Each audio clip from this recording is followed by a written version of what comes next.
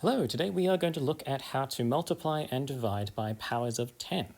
So let's just quickly recap what powers are, because I find that still there are some students out there who don't quite understand the notation for a power, or sometimes called an exponent, or sometimes called an indice. So let's have a look. So recapping of powers.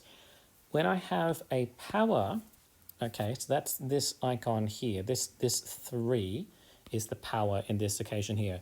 What it means is that the base number has been multiplied against itself this many times. So in this occasion, it's 7 multiplied by itself 3 times. Okay?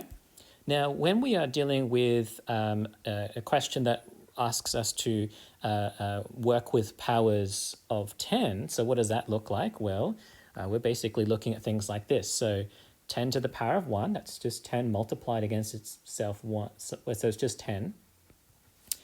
10 to the power of 2 means it's multiplied against itself twice, so 10 times 10, which is 100. And then we got 10 to the power of 3, so that means 10 is multiplied against itself 3 times. So we get an answer of 1,000. So essentially we are looking for numbers that have like 10, 100, 1,000, 10,000, and so on. I think you recognize a power of 10 from now on when you're looking at it. All right, let's look at some examples. We're going to discover what the rule is. It's actually quite simple to do, so I do have a summary down below, but let's just go through our quick examples here. When I take an ordinary situation that you would recognize, 6 multiplied by 10 is 60. Okay, what about 6 times 100? Well, if you put that into a calculator, you get an answer of 600. So what's really going on here that we can extract? What kind of pattern can we extract from this that's happening? Well, it's actually about moving the decimal place.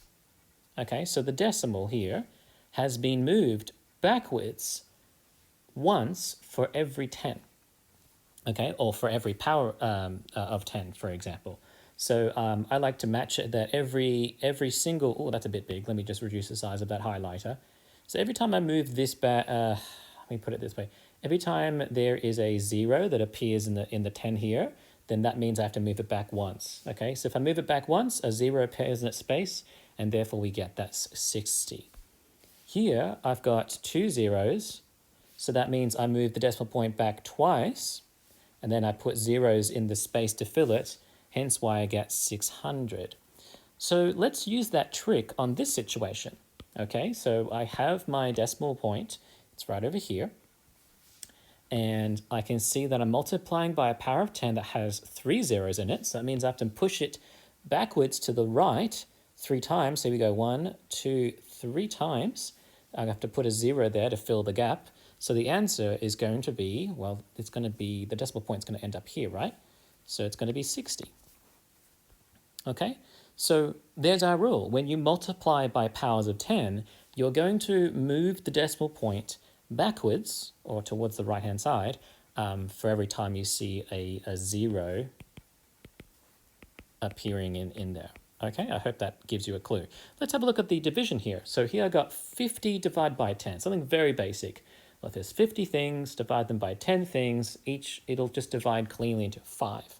Okay, here I've got 500 divided by 100. The answer again is 5. So what's the trick? What's the pattern that we can extract that's going on here? Well, I think you can understand that division is the exact opposite of multiplication. So if when we were doing multiplying, we were moving in this direction with the decimal place, then when we're dividing, we must be moving in this direction. Okay, so let's see if that trick holds up. So here I've got a single 0, so that means if I'm doing the opposite and the decimal point is currently here, then I would move it forwards 1 spot. So it would be 5.0, and that matches my answer here of 5.